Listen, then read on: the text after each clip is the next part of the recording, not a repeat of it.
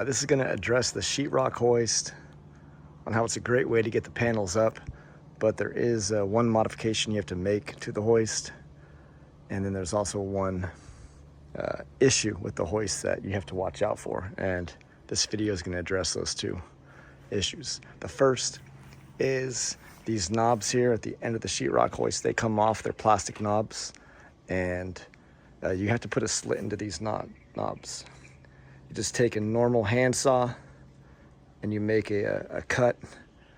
I went like 1/4 inch or 1/8 of an inch through. That way when your panel comes over, the lip of the panel latches into this groove. Got that on both sides. And learned that the hard way, because I used to have the panels just sitting in between the frame, but when the hoist does its thing, it actually, one of my panels fell off. Found out the hard way. And I do have a video of that. If you guys want to see it, write it in the comments. Or maybe if I get I'm at like 40 subscribers now. If I get 100 subscribers, I'll post that video of that panel falling off. But the issue of why the panel fell off is how this hoist works. So if you're buying this hoist to do this job, as you roll it up, as you go higher, which I'm going to show it right now, if you watch the cable spools up nicely, but when it gets right to the end of the drum, try to get a better shot of that, right here on the end of the drum. Here's a better shot with better lighting. So right when the cable gets to the end of the drum, as you're going up, the cable is gonna sit on top of itself as it's doing right now.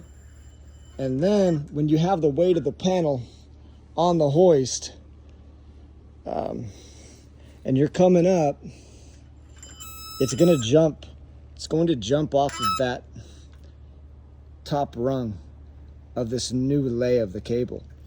And when it does that, it's going to free fall. See how it's building up on that side? And as it builds up, then it free falls for like a few inches.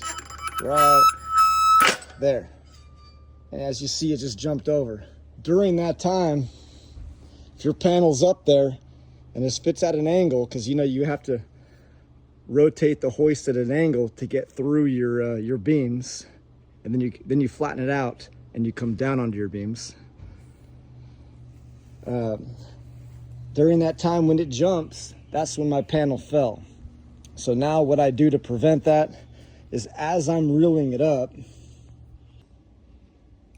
I've already reeled it back down, is as you're going up and the cable starts to build this new lay right here, I will grab it and I will forcefully get that cable to get over right there and start the new layer.